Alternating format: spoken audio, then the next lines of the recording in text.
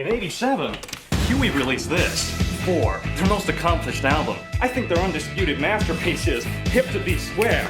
Welcome to Watch Mojo, and today we're counting down our picks for the tunes that either got famous or gained further prominence after being featured in scary movies. We'll be excluding instrumental tracks and original scores for this list, so our deepest apologies to the Exorcist and Jaws fans out there.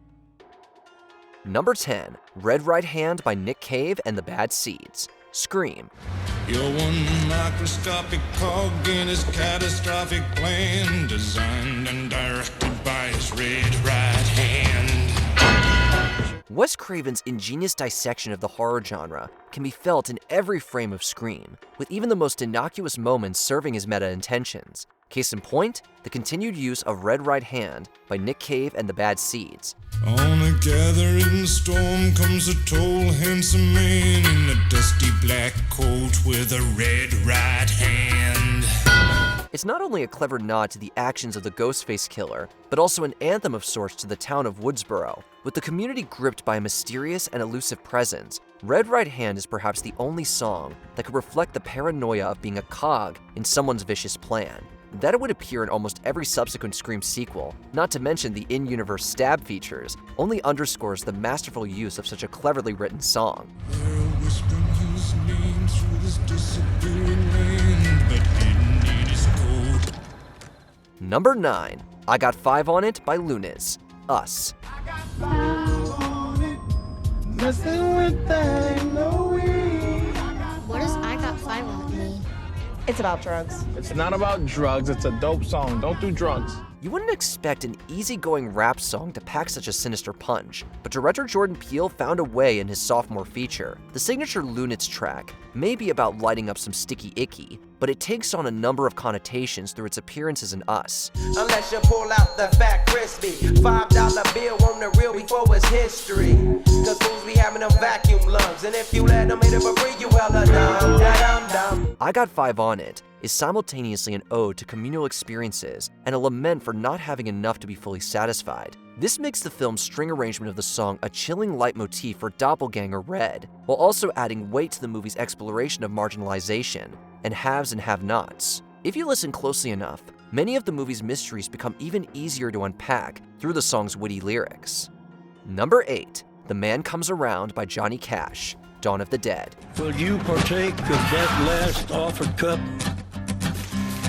or disappear into the potter's garden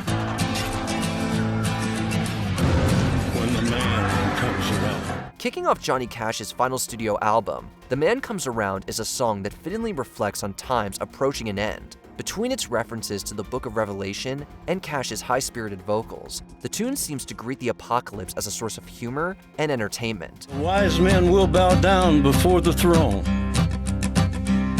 and at his feet they'll cast their golden crowns when the man comes around. Which is precisely why it's a fantastic respite after Dawn of the Dead's grisly first movement. Played over the movie's chaotic opening credits, The Man Comes Around is both a change of pace and a distress signal alerting the viewer of worse things ahead. And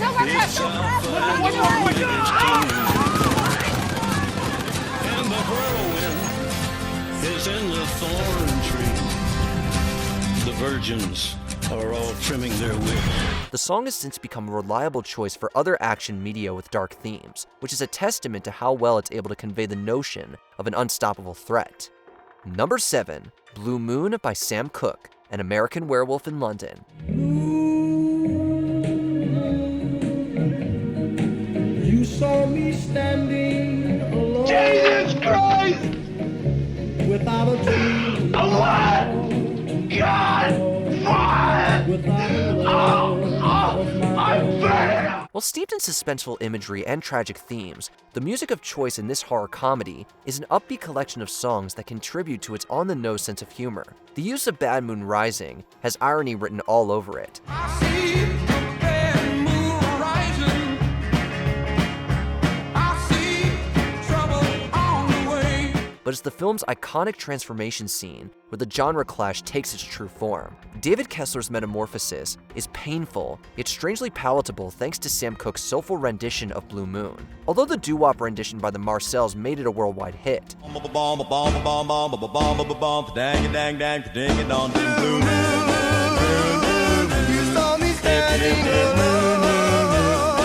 Cooke's swoon-worthy vocals gives the sequence an odd sense of romanticism without diluting its impact.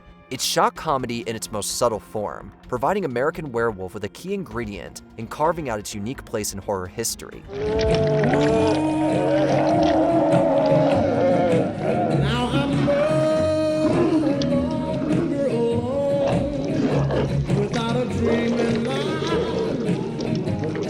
Number 6. Tiptoe Through the Tulips by Tiny Tim, Insidious. Just as a young boy's innocence is exploited by supernatural forces in this 2010 horror film, so too is the exuberance of a song like Tiptoe Through the Tulips.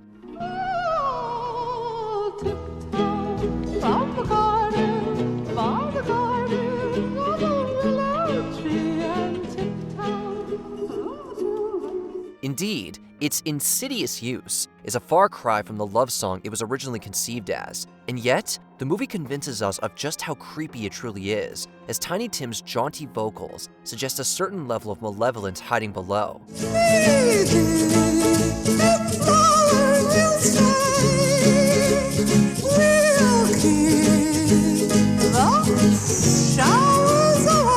The same can be said of the lipstick-faced demon, who becomes one with the song when it's played in his lair.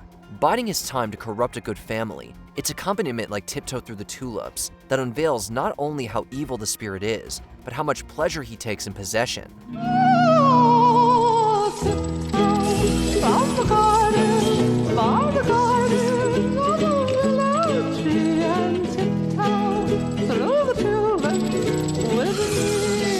Number 5.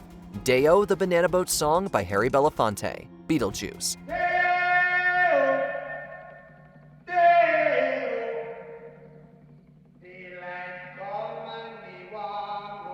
It's cute, Delia. Tim Burton's approach to horror finds the fun in even the darkest of scenarios, and that includes ghostly possession. In a movie chock full of wacky sequences, Beetlejuice saves its biggest surprise for an upscale dinner party. Oh, Mr. Tallyman, tally me banana. Daylight come and me one go home. Come, Mr. Tallyman, tally me banana. Daylight come and me one go home. Unable to scare them traditionally, the recently deceased Maitlands compel the residents of their house to dance, and the result is a hilarious sequence that has us more amused than frightened. Harry Belafonte's Deo remained popular in the 30 years before Beetlejuice, but it's such an undeniable earworm that it's hard not to dance around your dinner table whenever you hear it.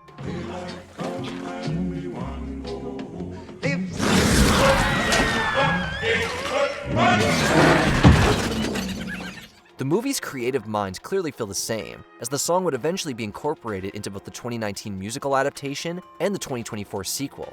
Come, Mr. Tallyman, tally me banana. Daylight come and we want to go home. Live 6 foot, 7 foot, 8 foot punch. Number 4. Goodbye Horses by Q Lazarus, The Silence of the Lambs.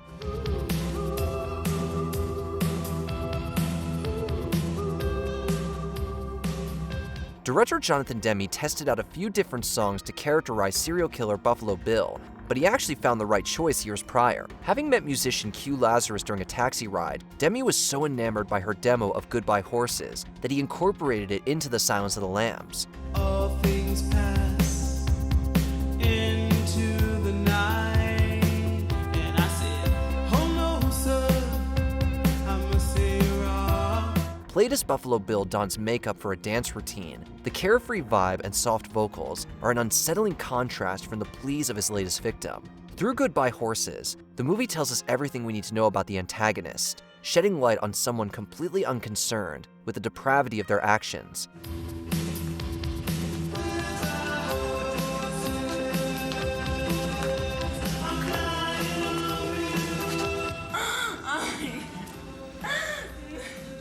It's all but defined the song's legacy, and it sends shivers down our spines whenever we hear it. Number 3. Mad World by Michael Andrews featuring Gary Jules, Donnie Darko.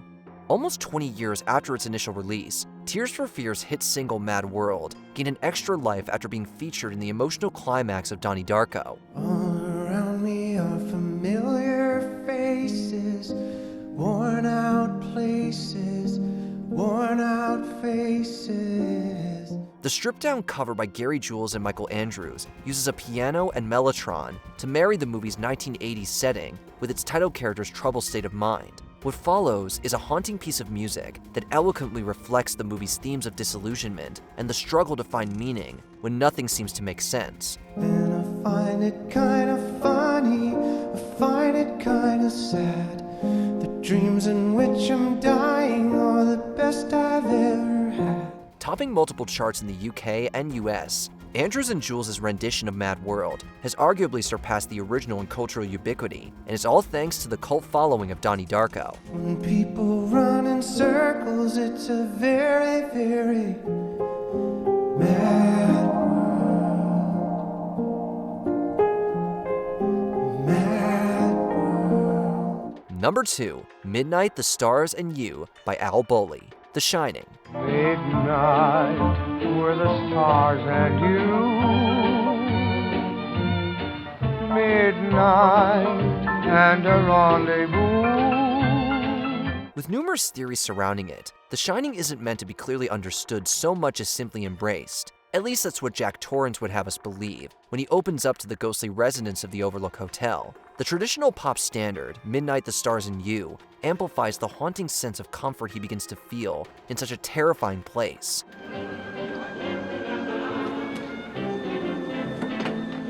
Hi, Lloyd. Been away, but now I'm back. Good evening, Mr. Torrance. It's good to see you. It's good to be back, Lloyd. In a movie that thrives on its ambiguity, the song's romantic lyrics and tone are off-putting yet seductive, leaving us questioning Jack's true connection to the hotel and whether or not any of his visions are real. Its mystifying implications speak for themselves, as most parodies of The Shining, from The Simpsons to SNL, are bound to incorporate this song. Good evening, Miss Rudolph. The usual? The usual's perfect. One beer garita. Before we unveil our top pick, here are a few honorable mentions. People Are Strange by Echo and the Bunnymen, The Lost Boys. This Doors cover clues us into the campy vibes of the classic vampire thriller. People are strange when you're a stranger. Faces look ugly when you're alone. Women seem wicked when you're unwanted. Hurdy-Gurdy Man by Donovan, Zodiac. A period-accurate psychedelic track kicks things off with a bang.